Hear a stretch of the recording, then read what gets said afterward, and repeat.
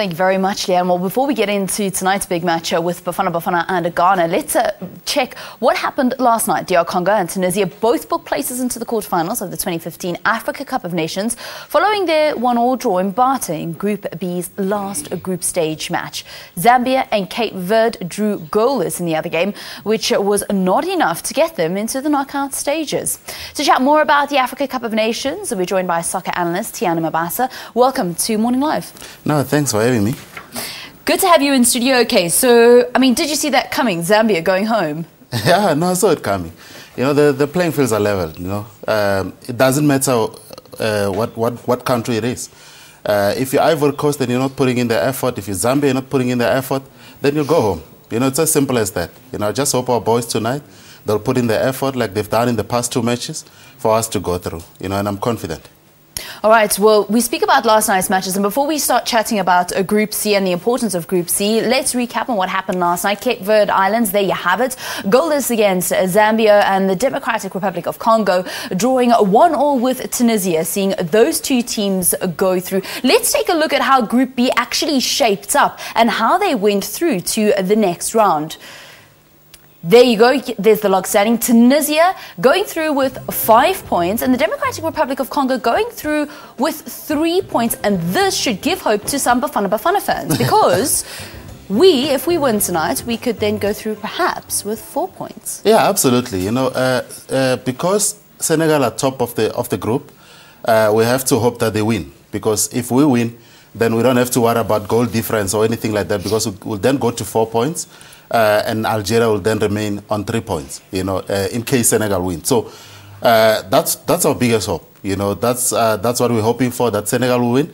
And I'm confident that they can win. They're a good team. They've done well, you know. And I think Bafana, you know, coming into this match against Ghana, you know, a lot of people have written us off, you know. But I've seen these boys play against Algeria. We're unlucky because, you know, we didn't take many of our chances. That's the problem with our current play. And the same goes for the match against Senegal. If we took our chances, could have been a different story altogether. You know, so that's just what we need to do today. If we take our chances, then I'm confident that we can win the match. The only problem is we're not taking our chances. How did it get to this, though? Because before the tournament began, I mean, we all knew we were in a very tough group. Each and every single one of those teams are ranked above Bafana when it comes to the FIFA World Rankings. However, we were very confident that we would be able to get maybe a win at this stage of the competition. However, that's not so, and we're left to look at permutations once again. Yeah, I know. It's a strange story of our lives, you know.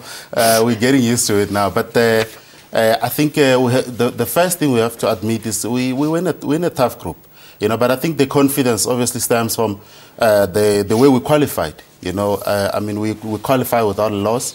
We qualified having considered only 3 goals. You know, so that's understandable. You know, but also I think we're more confident now. You know, in the Bafana team because we've seen the way they play. You know, in the past, you know, the problem was.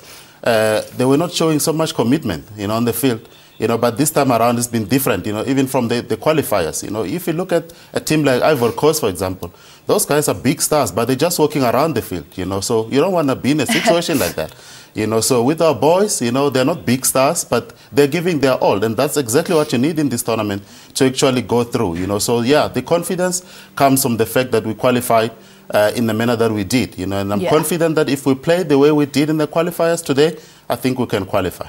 We can qualify for the knockout stages. Now, just before we actually went on air, I was given the starting lineup. It was posted by the team's official account about 15 minutes ago. There's 4 changes, and in goals, we're going to have brilliant Kazwaya.